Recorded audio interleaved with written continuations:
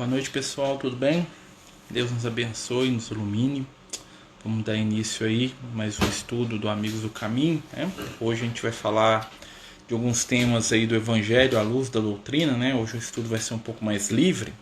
Então, se tiver algum tema aí, né, do Novo, do Antigo Testamento que vocês acham interessante, né, para a gente abordar aí à luz da doutrina espírita, é o nosso momento aí para a gente conversar sobre. Lembrando os companheiros, que o nosso objetivo com esse estudo da sexta-feira, é sempre falar de temas relacionados com o Evangelho, sobre a vida de Jesus, sobre, o impacto do Cristo na nossa vida. E a gente sabe que a espiritualidade maior, vem trabalhando, o Evangelho desde o início da codificação. Com Kardec eles vão começar a reforçar a importância do estudo do Evangelho. Os espíritos vão trazer para a gente, quando Kardec nos pergunta, ou pergunta para os espíritos, qual o modelo e guia que nós temos, e a resposta dos espíritos é a mais curta e a mais simples e a mais direta de todas. Então, quando a gente pergunta, quando Kardec pergunta por nós, quem é o modelo e guia que a gente pode seguir, a espiritualidade vai responder para a gente: vide Jesus. Eles vão dizer Jesus. Jesus realmente é o modelo, o guia, e acima de tudo, Jesus ele vai se apresentar como o parâmetro espiritual, para a nossa caminhada evolutiva, para a nossa caminhada de crescimento. E por isso, que muitas vezes a gente vai estudar a doutrina espírita e nós vamos ver que os espíritos são recorrentes nos temas evangélicos. Nós vamos ter aí grandes espíritos que vão trazer raciocínios acerca do Evangelho, vão esmiuçar, vão desenvolver. Não podemos deixar de lado a lembrança aí do Emmanuel, com seus livros. Pode fazer sobre o que você quiser, tá, minha amiga? A pergunta é sobre se a gente souber responder, se a gente não souber, fala assim: eu não sei, mas pode ser sobre Salmo também, então, assim, a gente vai encontrar o Emmanuel, que é um grande estudioso do Evangelho, o Emmanuel, que é um apaixonado pelo Cristo, desde a época que, enquanto senador romano, Públio Lentulus, ele teve a oportunidade de encontrar com Jesus face a face, apesar de não ter seguido naquele primeiro momento ali os conselhos amorosos lá do Messias, o Emmanuel, ele na mesma encarnação começou a se direcionar, na direção de Jesus. A gente vai ver lá no livro Há 2000 anos, a história dele, e a gente vai notar, o impacto que a presença do Cristo teve sobre esse espírito. Marcelo, você pode comentar aquela passagem que Jesus fala: vocês farão tudo que eu faço e muito mais, algo assim. Essa passagem, Diogo, ela é uma passagem que ela tem um conteúdo de um pouco de senso comum, quando Jesus está falando sobre essa passagem, ele está falando assim sobre a capacidade dos discípulos de realizarem prodígios, aos olhos da multidão. Então ele está dizendo para os companheiros, que tudo aquilo que ele, Jesus, enquanto espírito, enquanto indivíduo, ele está capacitado a fazer, através da fé e do esforço, os discípulos dele também conseguirão fazer. Ele fala assim: tudo que eu faço vocês farão e muito mais. Então Jesus ele coloca-se nessa frase aí, que é uma frase que ela está não só nos evangelhos canônicos, que são os 4 evangelhos, mas ela é muito trabalhada nos evangelhos apócrifos. Alguns deles, apesar que tem alguns apócrifos que têm uma qualidade um tanto duvidosa, Jesus vai trabalhar essa frase aí com o sentido de falar pra gente que dentro de uma progressão espiritual nós vamos conseguir alcançar os feitos e a posição evolutiva que ele está. Jesus, quando ele vem à Terra, se a gente for parar para poder fazer uma análise espiritual, como diria lá os companheiros da espiritualidade, Jesus na Terra ele vem trazer para a gente o famoso eu sou você amanhã. Porque quando Jesus aqui ele nos compara com a semente, ele nos compara com a videira, com a árvore, e essa comparação a nível espiritual vai trazer para a gente uma ideia do Cristo enquanto a árvore pronta, a árvore que já está no seu estágio de florescimento, já está num estágio gigantesco, e nós, enquanto seres humanos, como sementes, ou seja, como potenciais de luz, de amor, de evolução. Então, quando Jesus fala isso com os companheiros, ele está dizendo o seguinte: olha, tudo que vocês acham que eu tenho de superior, de maravilhoso, vocês também terão no tempo adequado. Né? O que nos separa do Cristo é evolução, é caminhada. Né? O que nos separa do Cristo é idade espiritual. Né? Jesus ele tem uma idade espiritual que é extremamente superior à nossa. Né? Ele é mais velho, ele existe há mais tempo, vamos dizer assim. Né? E por isso ele já alcançou um nível evolutivo que é quase que inimaginável. Né? A gente entender o estado evolutivo do Cristo é até difícil. Tanto é que a maioria das pessoas confunde Jesus com o próprio Deus. Né? Existe ali uma confusão entre quem é Jesus, quem que é Deus, e mistura-se tudo, né, dado a dificuldade que nós temos de lidar, né, com esse entendimento. Então Jesus está falando aqui pra gente que tudo que ele faz nós vamos poder fazer um dia, e muito mais, ou seja, ele tá nos dando um limite a alcançar, né, e na verdade nesse caso aí o céu é o limite, né, que ele fala que ó, vocês acham que isso aqui é o máximo, tem mais coisa ainda e vocês estão nessa jogada aí. Né? A Denise está falando aqui do Salmo, ou é Salomão? Salmo 91, né? Eu não guardo muito bem o Salmo, porque eu não gosto muito do rei Davi, falar a verdade. Eu acho que o rei Davi é um dos espíritos mais conturbados que existiram, né? Eu não sei se vocês sabem, o rei Davi é a reencarnação do Judas, né? Ou seja, depois que ele foi o rei Davi, ele renasceu como Judas Iscariotes, né? E o rei Davi era um cara muito, mas muito complicado, né? Espiritualmente falando, ele era um espírito atrasadíssimo, né? Apesar de ele fazer grandes poemas, ele ser um artista renomado, né? Dentro daquele contexto ali tribal ali da época dele, o rei Davi era um espírito que era capaz de fazer as maiores atrocidades em nome da vaidade e do orgulho dele. O rei Davi ele foi capaz de mandar matar o melhor amigo dele para poder tomar a esposa do cara. O rei Davi era capaz de fazer, né, atrocidades, né, como as que ele fez com o próprio Saul lá, né, que ele manipulou todo mundo para poder destruir o Saul. Né?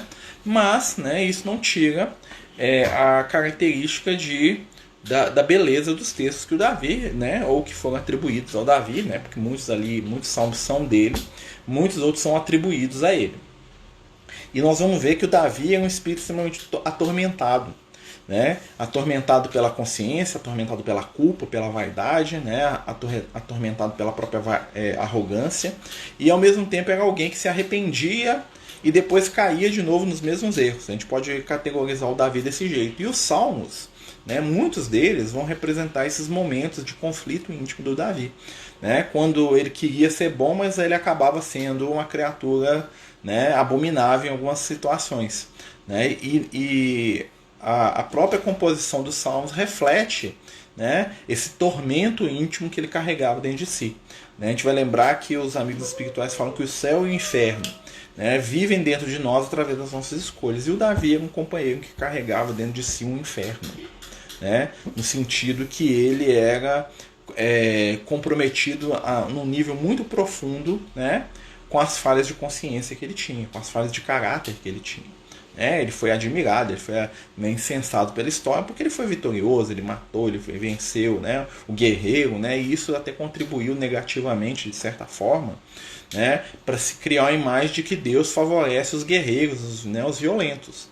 Né? Tanto é que nos livros de Reis, no livro de Salomão, de Samuel, né, onde conta a história do rei Davi, né, tinha um provérbio na época que falava que o Davi matava 1000 enquanto Saul matava 100, ou seja, as pessoas preferiam aquele que matava mais, aquele que era mais agressivo, né, aquele que era mais violento. Né? E isso fica introjetado na cultura religiosa, né, um bom tempo, né? Se não me engano, o Salmo 91 é aquele do Senhor é o meu pastor. Me corrija aí, Denise, se eu estiver errado, né? Como eu falei, eu não sou muito fã do rei Davi, não, né? Mas, assim, se eu não me engano, o Salmo 91 é o do bom pastor, né? O Salmo do bom pastor não... deu uma travada aqui, gente, mas voltou, né? É aquele que fala assim, agora me sopraram aqui a ideia aqui. É aquele que habita no esconderijo do Altíssimo, né? É um salmo que o Davi está falando no momento de medo dele, né? O salmo ele vai representar o momento que o Davi está sendo perseguido pelo um dos filhos, né? Você vê que a relação do cara era extremamente complicada, né? Ele tinha um filho chamado Absalão, né? E o Absalão ele não gostava muito do Davi, né? Então assim ele tinha um problema com o filho, né? E esse salmo vai refletir esse momento em que o Davi está se encontrando perdido, porque ele está debaixo ali da lei da causa e efeito, recebendo de volta, né? Segundo a tradição espiritual, Absalão, né, é o próprio companheiro que ele mandou matar em outra encarnação, né? Esse é o Salmo 23, né? O Senhor é meu pastor. Esse aqui o Senhor faz-me habitarei na sombra do Altíssimo, né? Esse é o 91. Então o que acontece? O Absalão, ele era a reencarnação daquele companheiro chamado Urias, né? Do qual o Davi, né, nomeou como general e mandou os soldados abandonarem no meio da batalha para ele poder conquistar a mulher desse amigo, né? Que é amigo, né? E o Absalão é a reencarnação desse companheiro, né? Ou seja, já nasceu ali como filho do Davi para poder, né, tentar trabalhar essas questões. E os dois tinham ali um problema, né, a resolver. E como a gente estava falando, os salmos eles representam momentos, né, de tormento do Davi. E aí, como ele era um compositor, ele tinha uma capacidade de compor muito bela, muito bonita, ele fazia essas preces, né? Mas, né, dentro dessas orações, desses salmos, nós vamos ver ali o caráter duvidoso do Davi. Porque ao mesmo tempo que o Davi, né, ele falava da proteção de Deus, ele pedia ajuda da espiritualidade, ele pedia ajuda de Deus, ele pedia a bênção, né? Urias que o diga, né? Ao mesmo tempo ele saía daquilo para poder matar os outros, para poder se vingar, para poder pedir, né, a Deus que o ajudasse nas suas vinganças, né, que o protegesse dos seus inimigos na medida que ele ia lá para exterminar os inimigos, né? Então é uma coisa muito controversa. E nós vamos ver na história do Davi, né, nós vamos ver essa história refletida no Judas depois. Porque o Judas Iscariotes era um companheiro que esperava do Cristo o quê? Que Jesus tomasse uma posição militar e bélica, né, como Messias.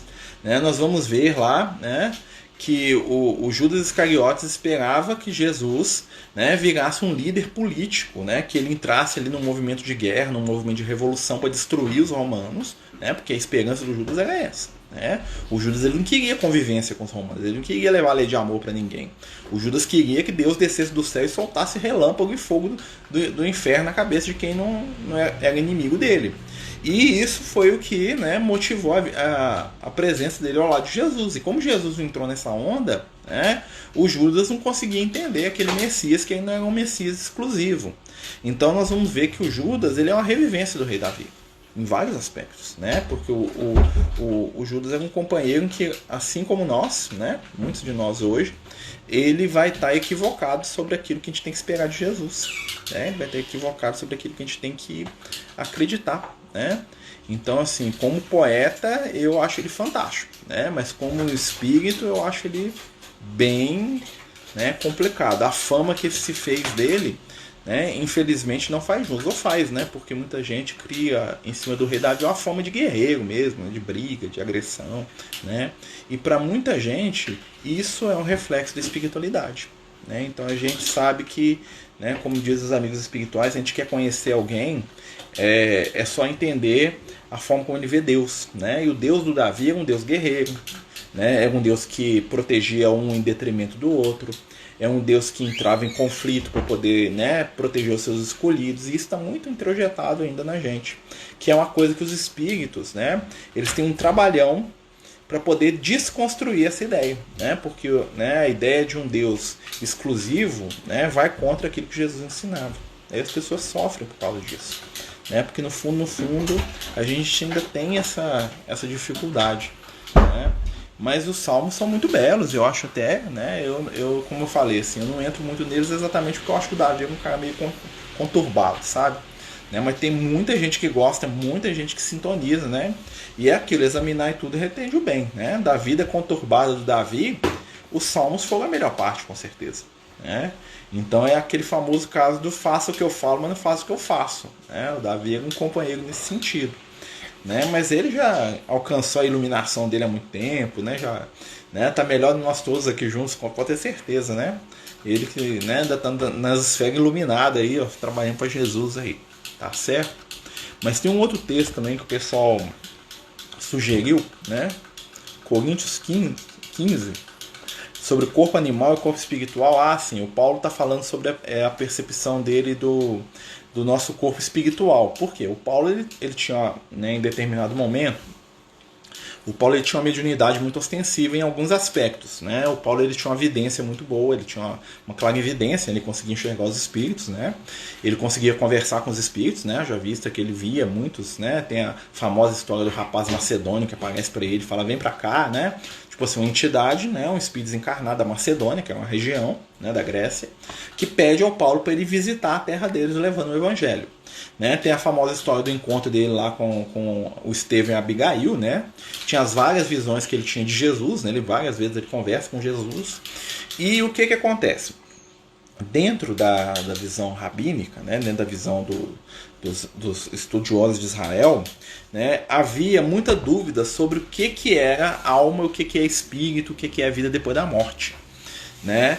E o Gamaliel, que era o mestre do Paulo, né, ele vinha de uma escola que eles chamavam de escola helenista. O que isso quer dizer? Eles tinham uma influência da cultura grega muito grande, os fariseus, eles pegavam muita coisa que os gregos estudavam, né? E os gregos já tinham um conceito um pouco mais elaborado de vida depois da morte, achavam que a pessoa ia ser julgada, aquela coisa toda veio da Grécia, né? E do Egito também. E aí o que acontece, né? Em cima desses ensinamentos do Gamaliel e dentro das experiências que o Paulo teve de observar as questões espirituais, né, porque quando ele vê Jesus, quando ele vê lá, né, várias pessoas que ele sabia que já tinham morrido, ele começa a elaborar uma teoria de que existiam corpos espirituais e corpos materiais. Ele está falando do perispírito, né, que ele dá o nome de corpo espiritual. E ele percebia, né, que nós tínhamos esse corpo, que ele chama de corpo animal, que é o corpo humano, né, o corpo de matéria densa, e existia um outro corpo, que ele chamava de corpo espiritual ou corpo glorioso, né, ele dava o nome de corpo glorioso. Né? E aí ele fazia uma série de analogias, explicando, né, que se hoje nós estamos dentro de um corpo que é corruptível, né, no sentido da corrupção, aqui ele está falando da degradação, tá, gente?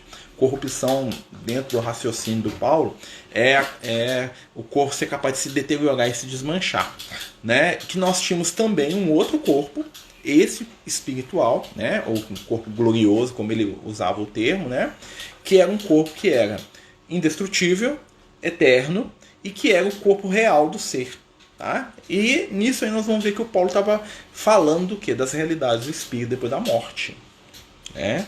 E o Paulo ele teve algumas experiências de desdobramento mesmo, ele fala, né, tem um texto que ele fala assim, conheci um homem no Senhor, né, que alguns anos atrás, não sei se dentro ou fora do corpo, foi até, né, o terceiro céu e viu coisas que não eram dignas de se falar, né, que até é falado no livro Paulo Estevão. Na verdade o Paulo ele tem um desdobramento, né, e ele vai a uma região do plano espiritual onde ele encontra com a Abigail, né, e com o Estevão, que eram dois espíritos que têm uma ligação muito espiritual, muito profunda com ele.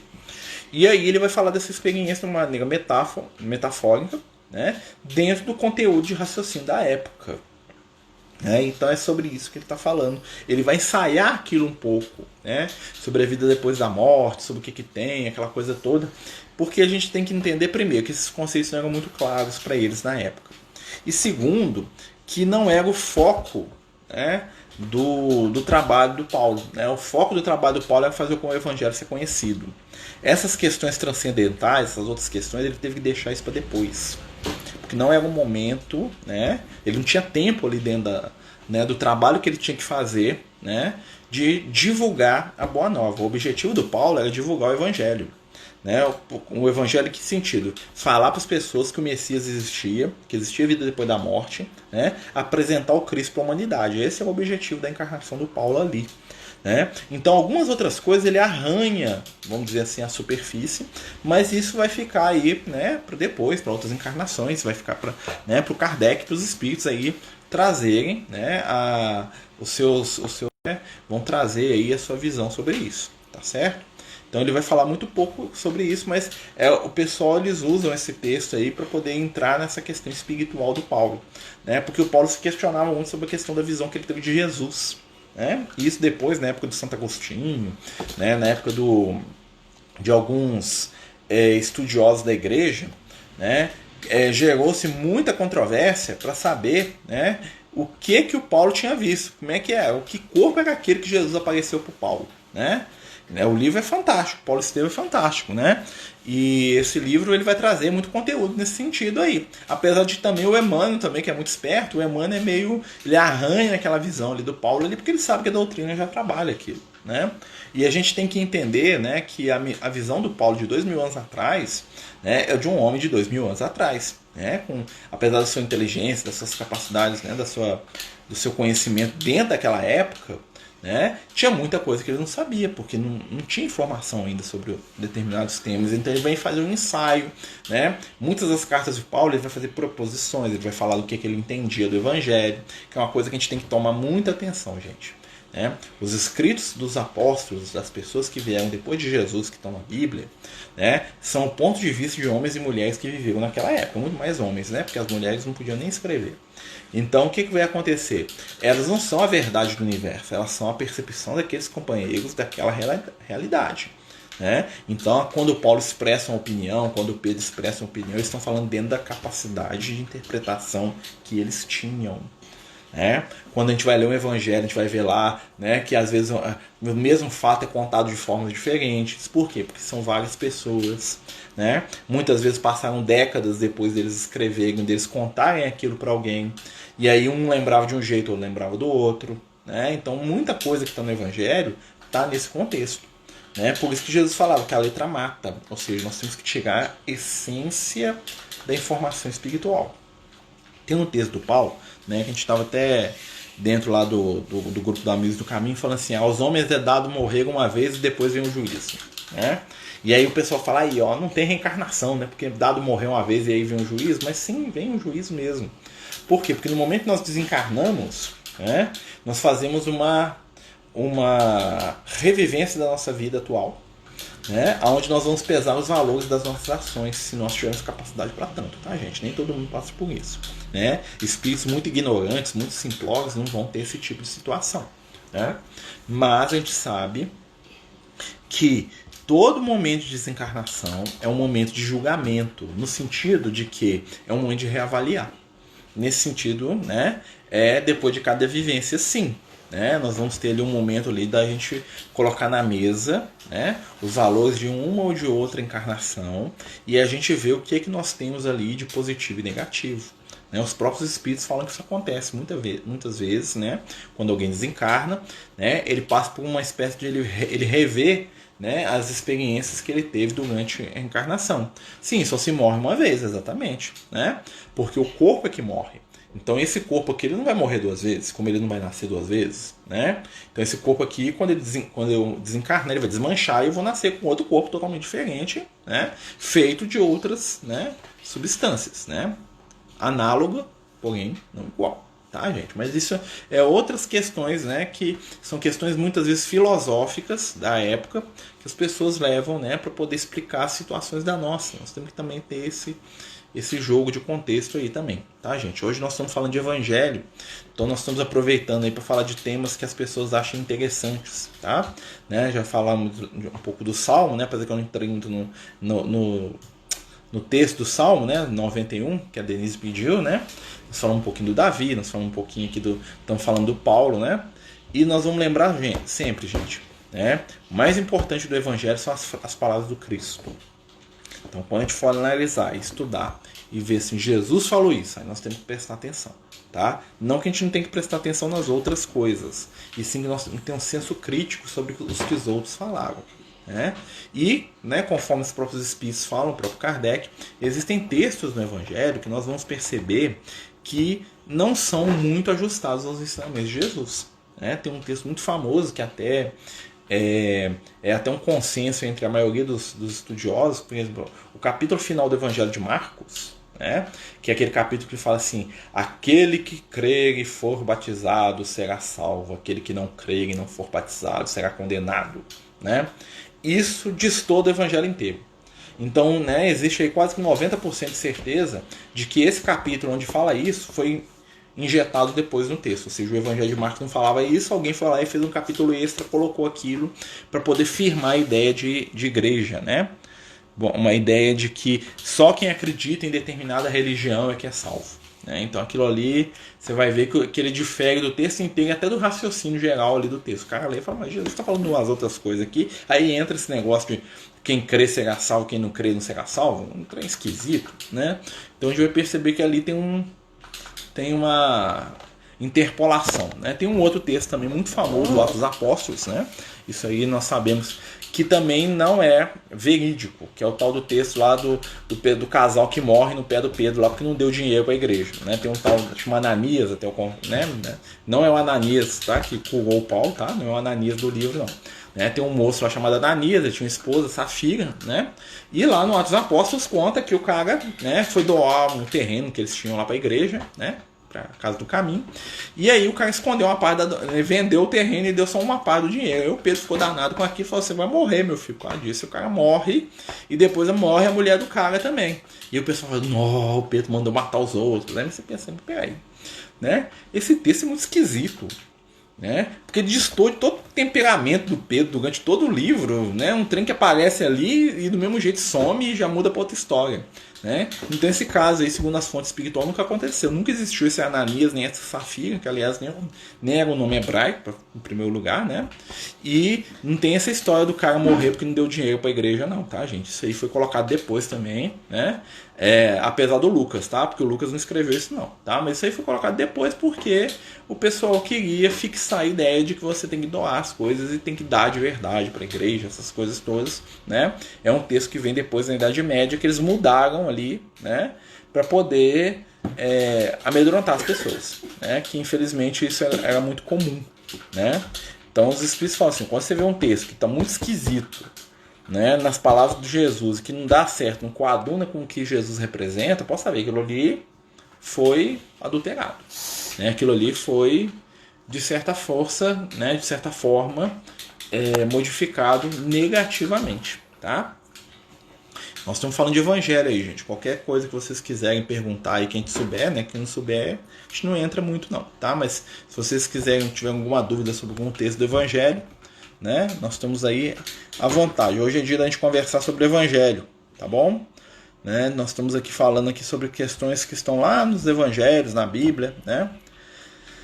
Ô meu amigo, depende muito da capacidade de entendimento da pessoa, né? Tem pessoa que nem acredita, né? E tem aquela famosa história: quem conta um ponto aumenta quem conta um conto aumenta um ponto, né? Então assim, a linguagem que o evangelho foi escrito, né? Muitas vezes o aramaico era uma língua muito pobre, né? Então assim, era bem fácil de se modificar conceitos dentro do raciocínio. A pessoa lia o que ela queria, né? Ela pegava o texto e ela tirava daquele texto uma leitura que ela desejava, né? Existem esses casos, como o final do Evangelho de Marcos, esse texto do Evangelho de Lucas, mas ainda bem, né, que eles são bem claros para a gente poder perceber ali a questão. A maioria do texto está bem condizente. Os próprios espíritos falam, né, que dentro do que nós temos de estudo sobre Jesus, né, os 4 evangelhos são a melhor fonte. Pode ficar tranquilo que 99% ali, né, essa ideia de hoje, né? O porquê hoje tem um dízimo. Sim, o dízimo começa lá no Antigo Testamento, né? O dízimo é um imposto, né, que era cobrado, né, pelos reis e pelo templo para poder manter o reino de Israel e o templo, né, que o rei Salomão, que é o filho de Davi, vai construir depois, né? Então existia realmente o dízimo, né, que era a 10ª parte de tudo que a pessoa, né, possuía, era doado não só para a igreja, né, mas também para o governante, né? Só que depois, né, a gente foi entender que dízimo, do ponto de vista espiritual hoje, é outra coisa, tá? Dízimo não é dinheiro, dízimo é 10% do que você pode doar, né? E você pode dar 10% do seu tempo, 10% da sua paciência, 10% do seu carinho, 10% da sua boa vontade, 10% do seu amor para aqueles que estão além do seu grupo familiar, né? 10% do nosso tempo para as questões do espírito imortal, seja para o nosso aprendizado, para o nosso estudo, 10% da nossa capacidade de perdoar além, né, aqueles que convivem conosco, 10% do nosso tempo, numa prática de caridade, numa obra do bem. Então assim, o dinheiro, gente, é um valor, ele é importante, sim, mas ele é tudo que você tem que doar? Deus não precisa de dinheiro. Deus precisa de corações que se unem no ideal do bem. Deus não precisa de recurso material, né? Nós precisamos, por exemplo, né? Tipo, eu estou lá na casa espírita lá, nós temos lá quase 80 famílias com cesta básica. Marcelo tem dinheiro para comprar cesta? Não. Né?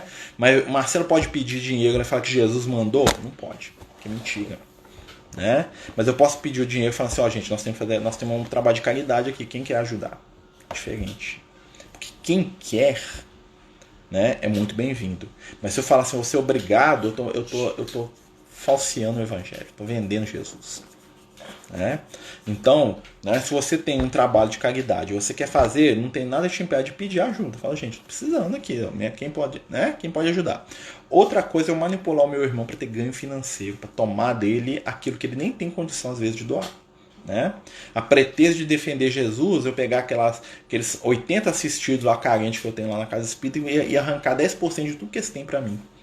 Será que isso está certo? Né? Na verdade, não. Né? Porque nós temos que dar o que nós temos. Então, às vezes, em alguns casos, nós vamos dar o recurso material para ajudar quem precisa. Né? Meu irmão não tem recurso material, então eu vou dar 10% do meu recurso material para o irmão que não tem. Mas às vezes o meu irmão tem muito recurso material. O que ele precisa não é de dinheiro, ele precisa de atenção, precisa de carinho, ele precisa de compreensão, de uma visita, ele precisa de 10% do meu tempo. Né? Então é uma coisa muito mais profunda. Porque a caridade é a base do cristianismo. Isso é verdade. Né? Jesus falava, ó, né, tu que fizeste aquele que precisa, em meu nome, a mim o fizeste. Ele está falando da lei de caridade. Entretanto, existem milhões de formas de realizar caridade. Né? Alguns vão fazer caridade pelos animais. Eles estão fazendo o trabalho de Jesus. Alguns vão fazer caridade pelos solitários, com uma boa conversa. Alguns vão fazer caridade pelos doentes, trabalhando no hospital. Né? O médico que atende aquele paciente depois do horário, ele está dando 10% dos 10% dele. O professor, né, que às vezes chega em casa cansado de 2, 3 escolas e atende aquele aluno que está precisando de ajuda, que está precisando tirar uma dúvida fora do horário de trabalho, ele está dando 10% dele. Né? Então, não é só questão financeira, né? O financeiro é o mínimo. Né? Porque, por exemplo, muita gente vai ajudar, vai lá e vai... Eu tenho lá, né, as famílias que eu preciso lá de gente fazer cesta para elas. Tem gente que vai dar 1 quilo de açúcar, tá ajudando. Tem gente que vai dar R$10 para comprar, tá ajudando. Tem gente que vai lá no dia carregar a cesta, tá ajudando. Né? Tem gente que vai ajudar a senhora a levar a cesta para casa, tá ajudando. Então é muito mais profundo que isso. Nós temos que gastar 10% da nossa vida em favor do próximo. Como que eu vou usar isso, gente? Cada um de nós vai encontrar o seu caminho. Né? E pedir, né, é melhor do que tomar. Né? Então a gente pede. Né? Não estou precisando. Né? Quem me conhece sabe. No final do mês eu começo. Gente, precisamos de 40 quilos de açúcar, 50 quilos de sei lá o que, blá blá blá blá blá. Vou pedir. Né? Mas alguém é obrigado? Não. Né? Então são questões que o caminho mais fácil, né, é obrigar todo mundo a dar. E isso não é evangelho. Isso é porta larga, aí gera dinheiro. Né? Aí o Marcelo começa a andar com roupa nova, que é as camisinhas velhas aqui. Né, gente? Não é por aí. Caridade mais difícil eu ouvir, com certeza. Caridade, né? O Lucas uma vez falou comigo que existe uma outra caridade também, que é a caridade de aceitar a caridade dos outros. Às vezes a gente está precisando de ajuda, aí o outro quer ajudar. A gente não aceita, porque a gente é arrogante, vaidoso, né? Não aceito, não. Né? Então eu aceito, né? Aprendi com o Lucas, né? Lembro que tinha um tempo atrás eu tava com umas dores de dente aí, tinha uma amiga nossa lá na casa espírita que é dentista. Aí eu tava ruim das pernas financeiramente falando, eu falei assim, ó, né? Ela falou, ela não me cobrou. Da outra vez ela cobrou, mas de uma vez ela não cobrou. Né? Eu fiquei encabulado com aquilo. Eu falei, não, é caridade, aceitar a caridade. Né? Então a gente tem que aceitar ajuda. A gente tem que aceitar.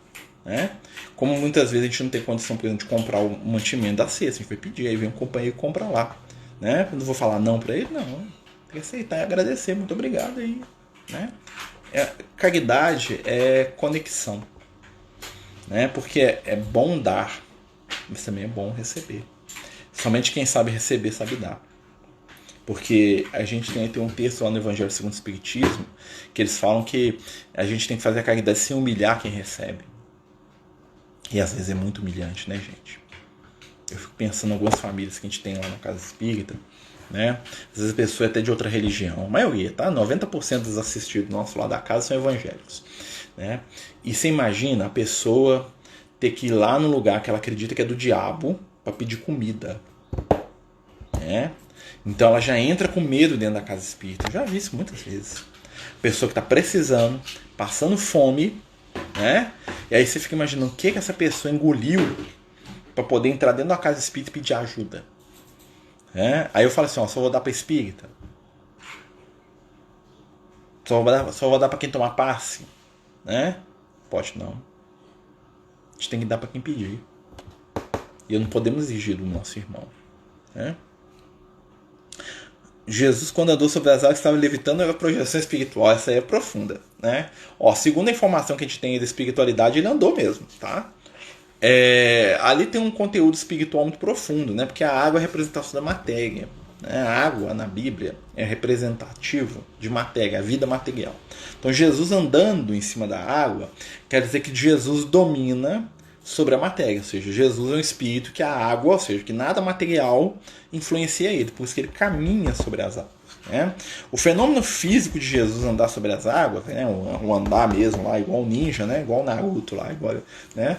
Uma vez eu vi o desenho e falou, o Naruto também anda sobre as águas, Jesus andou, ele também anda, né? Mas nós estamos brincando, né? Segundo os espíritos, Jesus fez isso mesmo, tá? Mas por que ele fez isso? Exatamente para poder fixar o conteúdo espiritual. Um espírito do nível de Jesus, né, e é uma coisa para a gente poder pensar, né, ele é capaz de fazer coisas que aos nossos olhos, né, é quase que mágico. Tá? Entretanto, nós sabemos, né, pela explicação que a gente tem de espiritualidade, que são fenômenos, né, possíveis. Então você pode imaginar, por exemplo, um espírito igual a Jesus, talvez ele tenha a capacidade de manipular a gravidade. Né? Então ele consegue, através de mecanismos que nós não entendemos, né, fazer coisas que aos nossos olhos são impossíveis. Né? A gente até brinca, por exemplo, hoje nós estamos aqui conversando com vocês. Né? Estamos falando aqui através do... Eu estou olhando aqui para o meu tablet, meu telefone aqui, que parece uma bolacha gigante, né? E nós estamos conversando. Isso aos olhos de uma pessoa da época de Jesus é uma bruxaria. Né? Imagina um homem da Idade Média vendo eu conversando aqui com vocês aqui à distância. Ele vai falar que o diabo está dentro da dor, né? Que eu arrumei um espelhinho e estou conversando com através do poder do diabo. Né? Então assim, ele não conhece o mecanismo que faz isso. Até a gente não conhece. Né? Nós sabemos ao certo o que faz essa conversa aqui acontecendo. Sabemos que é a internet, o aparelho, mas tá. Né? De certa forma isso é meio mágico. Mas como está dentro do nosso contexto, não nos assusta. Jesus era um ser que ele tinha capacidades... Né? Dado o seu nível evolutivo, que para nós é magia, para nós é mágica, para nós é milagre, né? Apesar de não ser, né? É sobrenatural no sentido que não é repetível, tá bom? Mas tem essa questão, né? E tem a questão do objetivo que ele tinha de deixar a ideia de que quem está no nível evolutivo dele domina sobre a questão material, ou seja, ele anda sobre as águas, metaforicamente falando também, tá? O estudo de hoje é essa caridade não há salvação. Não, nós estamos falando de caridade, que hoje o nosso estudo é falar de evangelho. Então hoje o nosso estudo de hoje o tema é livre. Então as pessoas que têm alguma dúvida sobre algum texto do evangelho, nós estamos entrando aqui da Bíblia, essas coisas todas, tá bom? Fica à vontade. Nós estamos falando aqui de vários temas, né? Mas é bem interessante, né? As capacidades espirituais de Jesus para nós ainda são miraculosas, né? São coisas assim, que são difíceis da gente entender, apesar de a gente saber que existe, né? Como muita coisa da nossa ciência atual é meio que, né? Se a gente parar pra pensar, mas existe isso mesmo? Tanto é que tem muita gente que descrê da ciência hoje em dia, né? Exatamente porque a ciência está chegando num ponto que ela está quase que virando uma coisa mágica para quem não é iniciado dentro daquele conceito. Né? A grande questão da nossa caminhada evolutiva, segundo os espíritos, é conhecer ou não conhecer. O entendimento está diretamente ligado com o nosso conhecimento. Né? Então, quando a gente avança em conhecimento, o nosso mundo se expande, nós entendemos as coisas melhor e nós acreditamos em mais outras coisas. É a abertura de mente aí que a espiritualidade tanto fala que nós estamos precisando de ter. E hoje nós estamos tendo o quê? Um ataque das trevas, né? Isso segundo os espíritos, para nos jogar de volta ao obscurantismo. Então hoje, mais do que nunca, né, as pessoas, mesmo às vezes com evidência na cara delas, as pessoas querem acreditar naquilo que elas querem. Mas isso é bem comum, né? Se a gente for analisar, o Kardec fala isso para os espíritos, fala assim, podia os espíritos se manifestarem, né, se mostrarem ali, por que eles não fazem isso? Aí eles falam assim, Mesmo que Jesus aparecesse, não ia acreditar. Né? Podemos dizer que os apóstolos de Jesus foram médicos de cura? Com certeza. Né? No caso das curas ali, né, quem que fazia as curas diretamente? O Jesus fazia diretamente, com o poder que era dele, vamos dizer assim. Né? Todos esses termos, porque é difícil, né, encontrar um vocabulário adequado. Mas o que acontece? Os discípulos, né, eles conseguiam fazer as curas, por quê? Porque eles estavam sendo sustentados pela espiritualidade. Né? Eu diria ali que quem que era capaz talvez de fazer uma cura ali, né? O João Evangelista, que é um espírito de luz. Maria, eu diria que Maria também seria. Mas você pegar lá o Paulo, o Estevão, você pegar lá o Pedro, o Tiago, aquele pessoal todo, né? Quando eles botavam a mão em alguém, gente, quem curava era a espiritualidade. A espiritualidade estava ali, porque quando o discípulo de Jesus estava ali, representando Cristo, ele tinha um suporte espiritual. Né? Então tinha uma equipe de espiritualidade que estava ali ajudando. E muitas dessas curas, né? Tem aquelas histórias famosas da sombra do Paulo curar, da sombra do Pedro, né? Do pessoal que tirava pedaço da roupa do Paulo, levava e punha no cara e curava. Aquilo era o Paulo? Claro que não, gente. O que curava era a espiritualidade, né? Será que Jesus vai se materializar de novo na Terra? Porque reencarnar de novo não faz sentido para ele. O que você acha? Eu acho que vai chegar um ponto que nós vamos ter contato direto com Jesus. Se materializar, eu não sei, né? Eu acho que nós que vamos elevar a nossa percepção para sentir o Cristo. Segundo Liel, a aura de Jesus envolve o planeta Terra inteiro, né? Então, se Jesus já está aqui. O que acontece é que nós não damos atenção para a vibração do Cristo. É como se Jesus estivesse ao nosso lado e a gente escolhesse prestar atenção em outras coisas, nossa vaidade, nas nossas brigas, né? Mas a aura de Jesus já nos envolve. O que vai acontecer um dia, né, que é o nosso destino, é que a humanidade vai chegar num ponto que nós vamos perceber a vibração de Jesus o tempo todo. E aí ele vai estar aqui de volta. Né? Lembra que os Espíritos falam isso? O mesmo Jesus que subiu para o céu vai descer um dia? Né? Subir para o céu é entrar na nossa consciência. Nós precisamos de Jesus retornando-se através daquilo que está na nossa consciência, virando realidade da nossa vida. Então Jesus ele nunca foi embora. Nós que não queremos, né, e é pesado falar não queremos, mas é não queremos mesmo percebê-lo. Porque para perceber Jesus, nós temos que aguçar a nossa audição. E todos aqueles, né, que buscaram Cristo na sua vida, entraram em contato com Ele. Coisa que o Liel sempre fala, Jesus está à nossa volta, quem quiser conversa com Ele. Mas você tem que levar os seus ouvidos e aguçar a sua atenção para escutar Jesus. E Jesus não vai falar de vaidade, Jesus não vai brigar com a gente, Jesus não vai falar para a gente odiar ou para detestar alguém. Né? Então muitas vezes a conversa de Jesus não nos atrai. Porque o papo do Cristo não é o papo que a gente quer escutar. Porque nós, na maioria das vezes, nós queremos o quê? Que Jesus venha aqui para pegar a gente no colo, falar que a gente é lindo e não tem culpa de nada, e para condenar quem a gente não gosta, que nos persegue.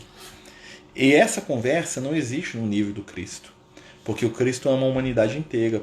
Né? Nós vamos ver isso refletido em Judas. Judas estava com Jesus o tempo todo. Né? Mas o papo de Jesus não era o papo que o Judas queria ouvir. Né? Então quando Jesus falava assim, olha, esse romano aqui tem mais fé do que Israel, aquilo ali era a decepção da alma do Judas. Porque Jesus ele não estava fazendo o que o Judas esperava, que Jesus esperava. Né? Desculpa. Jesus não estava fazendo o que o Judas esperava dele. O Judas esperava, né, que Jesus fosse o Messias do molde que ele, Judas, queria. Né? Então por isso o Judas não escuta. Judas estava do lado de Jesus e não conseguia escutar o que Jesus falava. Né? Tem um texto lá no Paulo Estevão que fala sobre isso. Paulo fala isso Pedro fala isso pro Paulo. Assim, eu lembro do Judas aqui com Jesus, você tá igual a ele. Né? Porque o Paulo estava me doidando lá, querendo brigar com os outros. Né? Pedro, você tá igualzinho ao Judas. Ele ficava lá falando com Jesus sobre reino, sobre poder. Jesus fingia que não estava entendendo. E o Judas morria de ódio daquilo. Né? Por quê? Porque o que o Judas queria, Jesus não estava ali para dar. Né?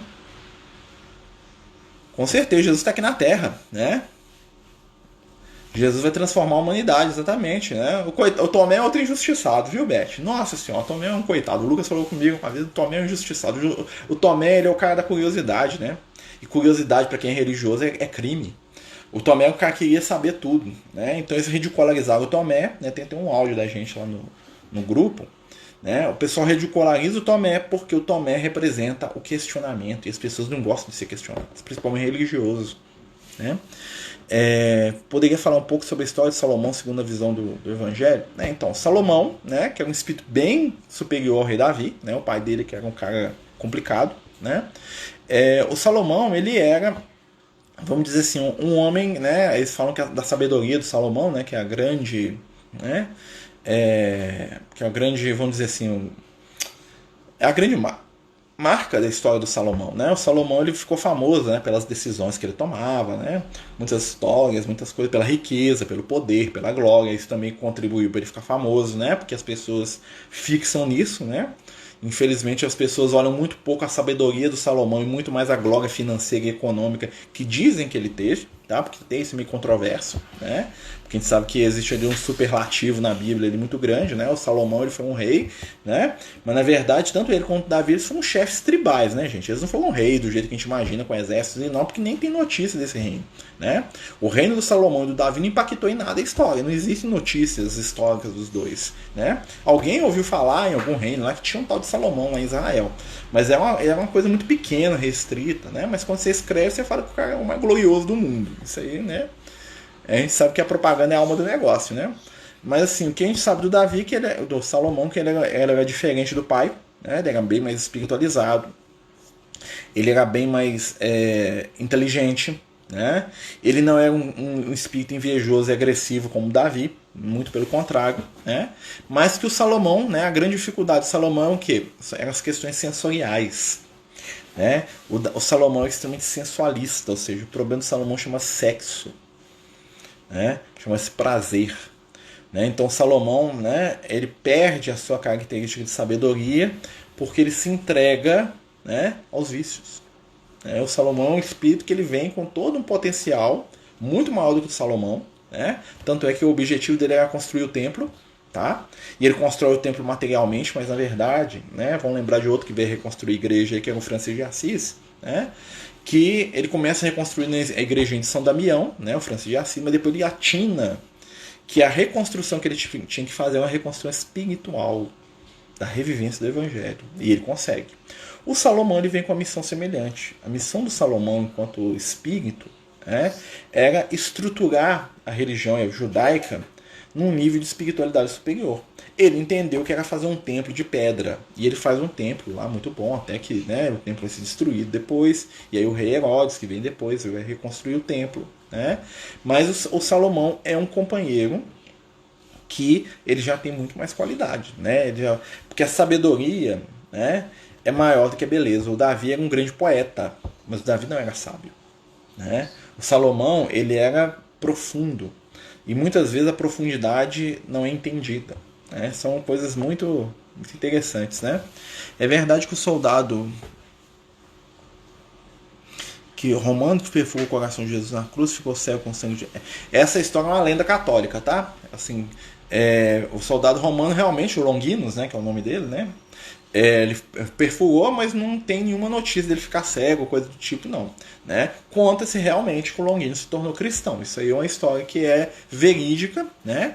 Que ele realmente se torna cristão, realmente, sem ver Jesus sendo crucificado, né? Mas não foi um processo que ele virou cristão, ele desceu do Gólgota e virou cristão. Né? Pelo que se sabe, foi um processo da vida inteira dele. Né? Ele já era mais idoso, ele já era mais velho, já estava no final da carreira dele de soldado, quando ele retorna, né? E ele vai ver o evangelho, aquela coisa toda, né? Conta-se que o Longinus, no final da vida, ele se torna realmente cristão. Mas é um processo que durou uns 20, 30 anos, não foi ali, desci da cruz, não é assim não, tá? Mas realmente, essa história de sangue, isso aí tudo é meio que uma lenda que a igreja criou depois para romancear mais a história, né? Isso que a gente sabe. Judas era materialista, sim, no sentido, né? João 27, quem que é João 27? Eu não sei, João 27 ou João... Tô falando do João 23 ou do João Paulo II? A Adila escreveu aqui, só que eu não sei. Porque João 27 é o texto do Evangelho, João capítulo 27. Só me atualiza aí, porque eu li aqui, eu pensei nos papas, tá? O Judas, sim, ele era muito preso à matéria. O Salomão é um dos famosos espíritos, né, Joe, que não se tem muita notícia espiritual dele. Né? Muita gente fala que o Salomão foi um dos discípulos de Jesus. Eu chuto, tá? Tá? Mas eu não tenho certeza para falar, porque carece de informação, que o Salomão era o Bartolomeu. Né? Tá? Que era o Natanael Bartolomeu, que foi uma encarnação de Salomão. Não tenho certeza disso, mas pelo que eu já pesquisei com os amigos espirituais, seria. Mas existem alguns espíritos que eles não gostam de ter suas encarnações, vamos dizer assim, abertas. São espíritos que eles têm uma ou outra encarnação mais famosa, mas eles preferem um anonimato espiritual. Eles fazem grandes missões, mas são aquelas missões, vamos dizer assim, que ninguém sabe o que está acontecendo. O cara cria ali uma situação, né? Ele dá sustentação. João, Evangelho de João, capítulo 17. Deixa eu só achar aqui que eu não sei de qual o Evangelho, né? João 17 é o texto mais bonito do Evangelho, é a despedida de Jesus dos apóstolos, né? Nesse texto, o apóstolo João ele vai escrever a lembrança dele da última conversa com Jesus. Jesus vai fazer uma prece, né? Em que ele vai falar, né, do término daquele trabalho que ele estava fazendo aí, da encarnação dele, né? Naquele momento, segundo os Espíritos, Jesus podia ter voltado para o plano espiritual. Fantástico, né?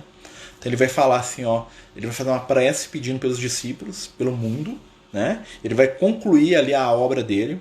E segundo a espiritualidade superior, naquela hora em que ele faz essa prece, que ele está lá no Monte das Oliveiras, lá no Getsemane, lá com os apóstolos, né? Ele podia ter ido para o plano espiritual, ele podia ter desencarnado ali, né? Porque o corpo de Jesus já estava no limite, vamos dizer assim, né? Para segurar um espírito daquele nível. O corpo de Jesus não ia durar mais de 2 ou 3 dias, tá? Se ele não tivesse se crucificado, ele ia dissolver em luz ali e ia voltar para o plano espiritual. A missão dele tinha acabado ali. Né? Então, quando Jesus faz essa despedida dos discípulos, e isso impactou muito João, por isso que só no evangelho dele que tem isso, né? Por que só tem no evangelho de João? Primeiro que o João era mais espiritualizado, né? Então, esses lances de espiritualidade profunda do Cristo, o João evangelista catava tudo, chamava a atenção dele mais do que os outros, né? Os outros estavam mais impactados com a questão da morte, do medo de Jesus morrer, aquela coisa toda. O João, ele pegou a essência da coisa. Então, naquele momento, Jesus poderia ter retornado para o mundo espiritual. Falar assim, gente, resolvido, missão cumprida, evangelho entregue, lei de um amor explicada, exemplificada, estou indo para o plano espiritual. Tchau para vocês, espero vocês daqui a pouco. Podia ter ido embora. Entretanto, ali, Jesus, né, que já sabia, ele já tinha escolhido, né, ele fica no plano físico, para quê? Para ser morto. Fala assim, já que eu vou morrer, acabou o tempo aqui do corpo, né?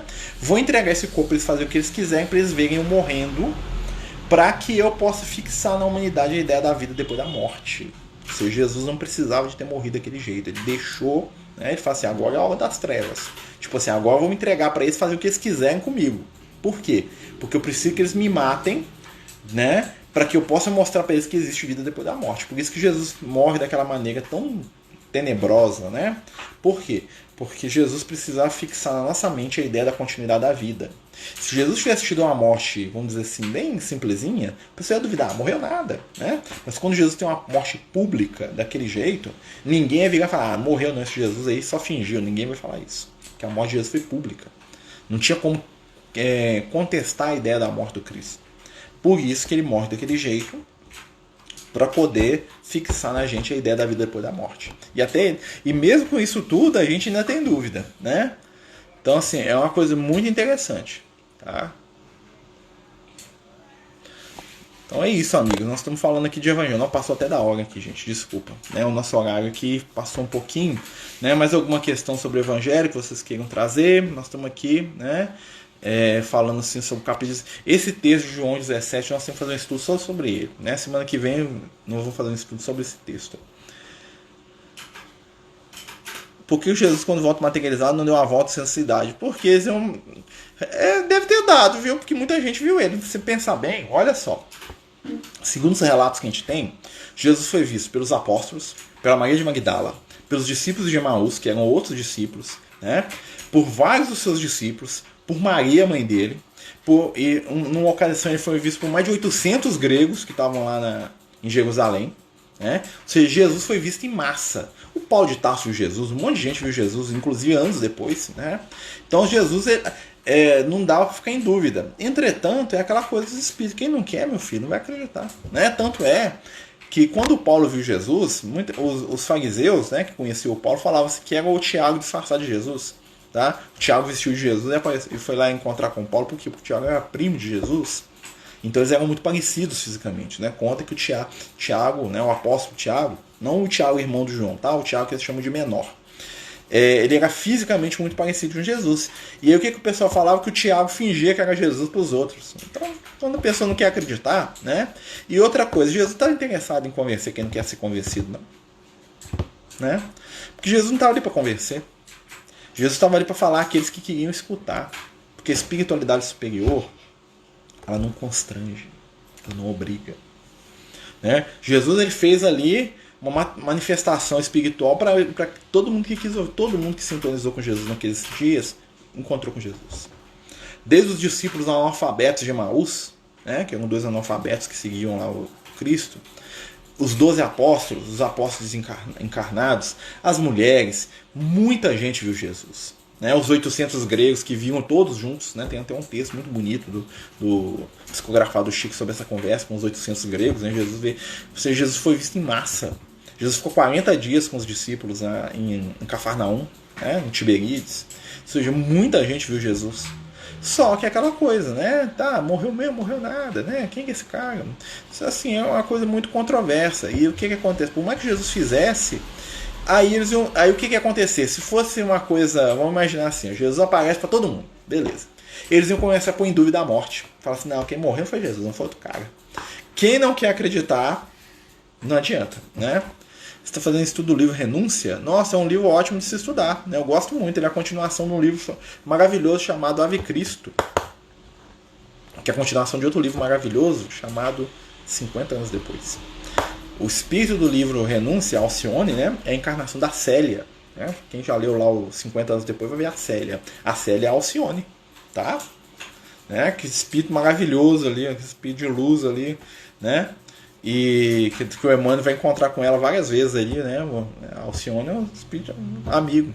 É um livro fantástico de fazer o estudo. Infelizmente não estamos fazendo não, mas podemos fazer um dia, quem sabe, né? Nós estamos terminando o Apocalipse, quem sabe a gente faz aí. Meus amigos, o nosso tempo chegou ao fim, né? Foi uma boa conversa, né? Espero que tenha sido útil de alguma forma. Vamos lembrar sempre que tudo está na base das opiniões, né? Dividindo ideias, dividindo raciocínios. Né? Nós vamos deixar isso tudo salvo aí. Nós falamos de várias coisas do Evangelho, né? Sem querer fechar questão sobre nada, porque somente os tolos fecham questão, somente os tolos acham que sabem tudo, né? E aí, para a gente fechar o nosso estudo de hoje, eu deixo aquela frase que eu gosto muito do Paulo: examinai tudo, retende o bem. Examinem e guardem o que for bom. O que não for bom, né? Deixa seguir. O que foi bom, guardem nos corações e levem. Lembrando sempre, gente, Evangelho não são palavras escritas. Evangelho é acreditar no amor, na luz e no bem. Evangelho é doar aquilo que nós temos de melhor para aqueles que estão à nossa volta, confiantes que nós podemos agora ser instrumentos de Jesus. Tá bom? Meus irmãos, muita paz, muito amor, muita luz, né? Fiquemos aí com o Cristo. Que nós possamos nos encontrar aí no próximo domingo, se Deus quiser, né? A gente vai estar lá no capítulo 21 do Apocalipse, quase acabando, tá bom? Vamos fazer uma prece pedindo a Jesus que nos ilumine, nos abençoe, oferecendo a cada um de nós as melhores vibrações de carinho, de afeto e paz. Divino amigo, ajuda-nos a seguir em frente, confiantes nas tuas promessas, sabendo que possamos ser extensões do teu amor, do teu perdão e da tua paz. Fique conosco, Senhor, hoje e em todos os momentos. Que assim seja, graças a Deus. Boa noite aí, meus amigos, né? Para quem chegou agora, né? Sejam bem-vindos e o estudo vai ficar salvo aí no IGTV, se Deus quiser, tá bom? Muita paz, muita luz.